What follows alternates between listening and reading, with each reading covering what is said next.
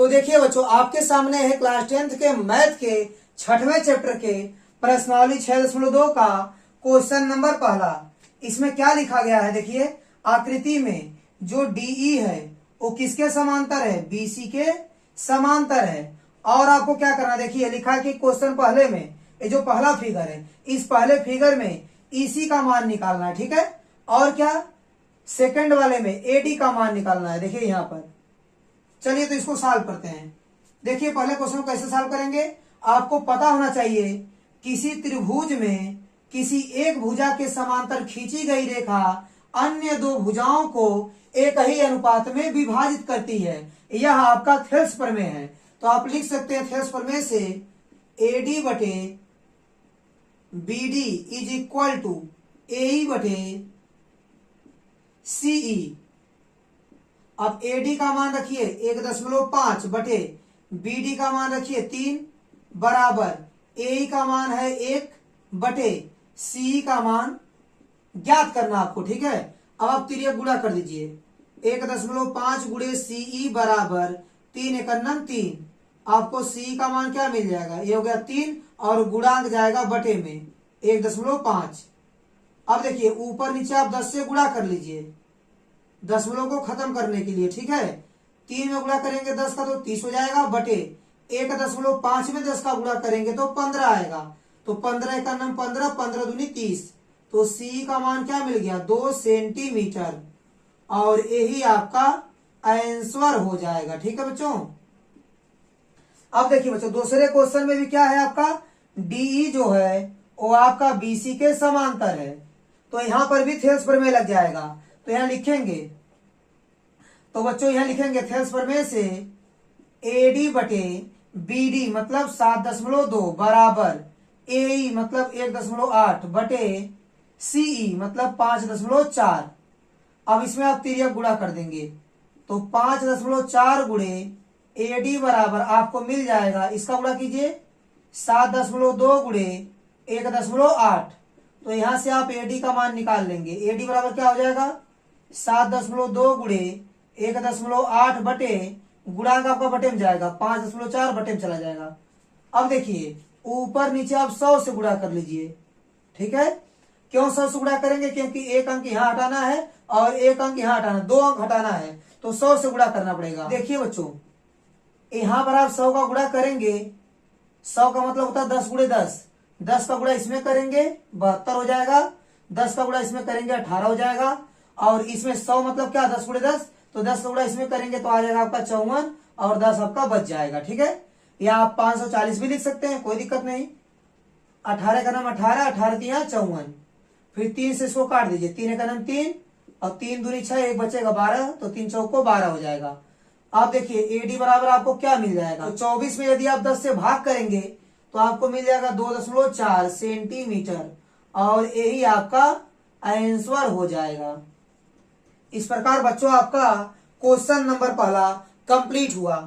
अब देखिए बच्चों लगाएंगे क्वेश्चन नंबर दूसरे को। दूसरे क्वेश्चन में क्या दिया गया है, किसी त्रिभुज पी क्यू आर की भुजाओं पी क्यू और पी आर पर क्रमशः बिंदु ई और एफ स्थित हैं। निम्नलिखित में से प्रत्येक स्थिति के लिए बताइए कि क्या ई एफ समांतर क्यू आर है कि नहीं, आपको बताना, ठीक है। चलिए ध्यान दीजिएगा। जैसे एक त्रिभुज आपके पास है जिसका नाम है, देखिए क्या दिया गया है, पी क्यू आर। एक त्रिभुज है पी क्यू आर। चलिए पहले क्वेश्चन को लगाते हैं, ठीक है। पी क्यू आर दिया गया है, करा पी क्यू और पी आर पर क्रमशः बिंदु कौन कौन है, ई और एफ। इस पर बिंदु ई और इस पर बिंदु एफ है। एक बिंदु ई एक बिंदु एफ है, ठीक है। आपको क्या बताना है कि जो ई एफ है वो क्यू आर के समांतर है कि नहीं है। देखिए ई एफ जो है वो क्यू आर के समांतर तब होगा जब इन दोनों का अनुपात इन दोनों के अनुपात के बराबर होगा। तब आप बोल सकते हैं कि थेल्स प्रमेय के विलोम से ई एफ समांतर क्यू आर, ठीक है। तो चलिए सॉल्व करते हैं। पहले क्वेश्चन में देखिए क्या दिया गया है, पी का मान कितना दिया गया है, पी का मान दिया गया है 3.9 सेंटीमीटर। कितना है, 3.9 सेंटीमीटर, ठीक है। इसके बाद ई क्यू का मान दिया गया है 3 सेंटीमीटर, ठीक है। और पी एफ का मान है 3.6 सेंटीमीटर और एफ आर का मान है 2.4 सेंटीमीटर। चलिए सॉल्व कर लीजिए। पी ई बटे क्यू ई निकाल लीजिए। पी का मान कितना है 3.9 और क्यू ई का मान कितना है 3। 3 से भाग कर दीजिए, 3 का 3 और 3 3 9, समीकरण नंबर 1। और देखिए यहाँ पर पी एफ और बटे आर एफ, ठीक है, पी एफ बटे आर एफ। चलिए इसको सॉल्व करते हैं। पी एफ का मान कितना है 3.6 और आर एफ का मान कितना है 2.4। चलिए भाग कर दीजिए इसको, या ऊपर नीचे 10 से गुणा कर दीजिए। 10 से गुणा करेंगे दशमलव गायब हो जाएगा, ठीक है। 12 से काटिए, 12 3 36 और 12 दूनी 24। अब 2 से भाग कर दीजिए 3 को, तो 2 1 2, ठीक है, 2 1 2 आएगा। फिर 1 बचेगा, 2 5 10, समीकरण नंबर 2। देखिए बच्चों यहाँ पर ये दोनों आपस में बराबर नहीं है, तो यहाँ लिख देंगे आप, चूंकि पीई बटे क्यूई, पीई बटे QE is not equal to P F upon R F, ठीक है। ये दोनों का मान जो है वो आपस में बराबर नहीं आ रहा है, इसलिए आप बोल सकते हैं, क्या बोल सकते हैं कि ई एफ आपका क्यू आर के समांतर नहीं है, इसलिए ई एफ क्या लिख देंगे, इसलिए ई एफ क्यू आर के समांतर नहीं है, समांतर नहीं है, ठीक है। इस प्रकार आपका पहला क्वेश्चन कंप्लीट हो गया। तो चलिए बच्चों अब लगाते हैं क्वेश्चन नंबर दूसरे को। देखिए बच्चों दूसरे क्वेश्चन को हम लोग यहाँ पर लगा देंगे, ठीक है। क्या दिया गया है, त्रिभुज बना दीजिए आप, त्रिभुज आप बना दीजिए पी क्यू आर, ठीक है। और यहाँ पर आप लिख दीजिए ई और यहाँ पर लिख दीजिए आप एफ, ठीक है। और इसमें कितना है पी का मान कितना है, पी का मान है 4 सेंटीमीटर और क्यूई का मान है 4.5 सेंटीमीटर और पीएफ का मान है 8 सेंटीमीटर और आरएफ का मान है 9 सेंटीमीटर, ठीक है। चलिए यहां पर अनुपात निकालते हैं। पीई बटे क्यूई, पी का मान कितना है 4 बटे इसका मान कितना है 4.5, ऊपर नीचे आप 10 से गुणा कर देंगे, ये हो जाएगा आपका 40 बटे 45, ठीक है। 5 बटे 40, 5 9 45, आ गया आपका 8 बटे 9, समीकरण नंबर 1। अब देखिए बच्चों यहाँ पर आपका क्या है, P F upon R F. P F का मान कितना है, देखिए पी एफ का मान आपका है, पी एफ का मान है बच्चों 8 और आर एफ का मान है 9, समीकरण नंबर 2।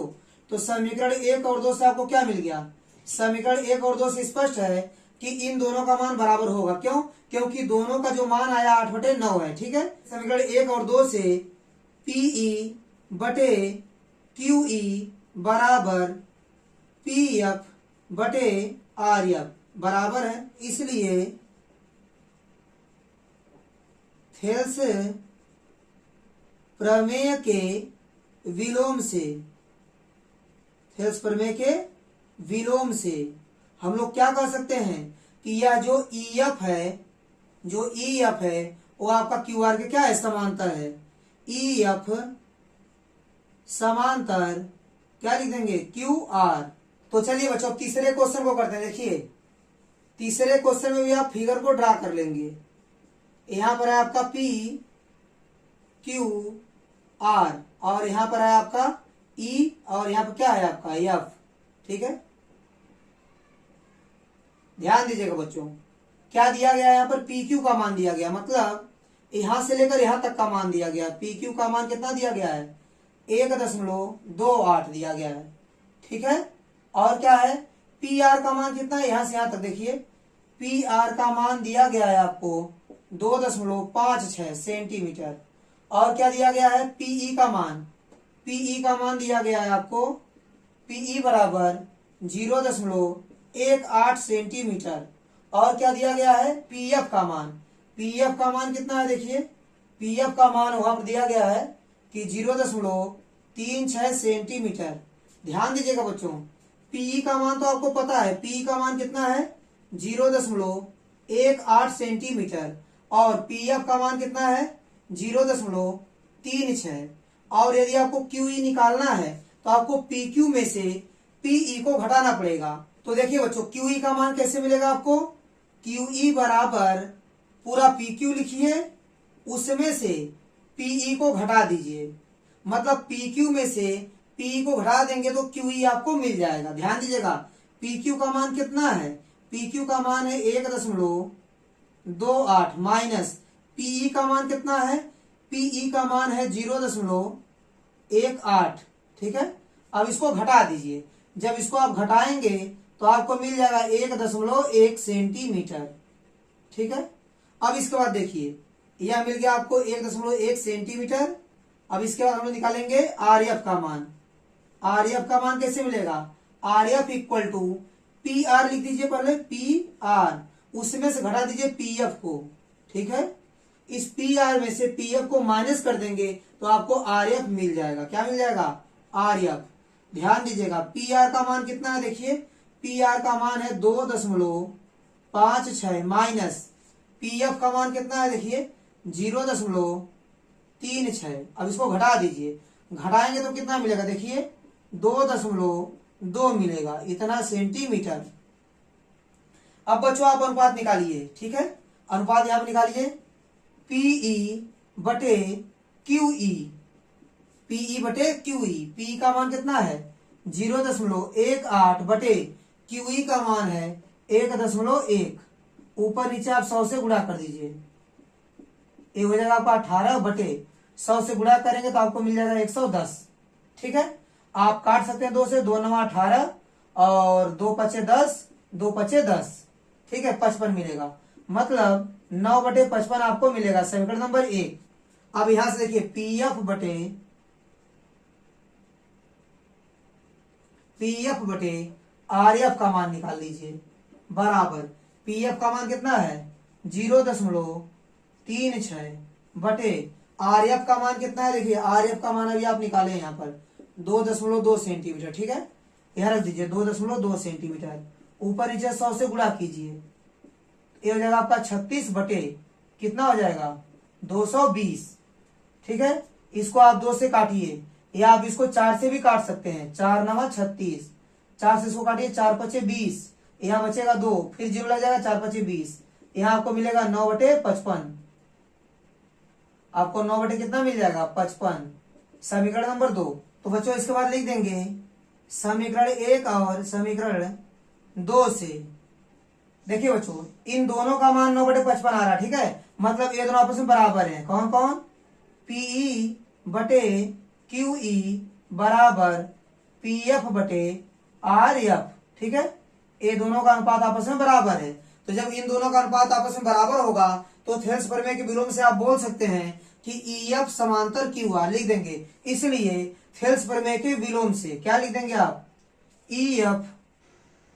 ईएफ समांतर क्यू आर। ठीक है, ये आपका क्वेश्चन कंप्लीट हो गया।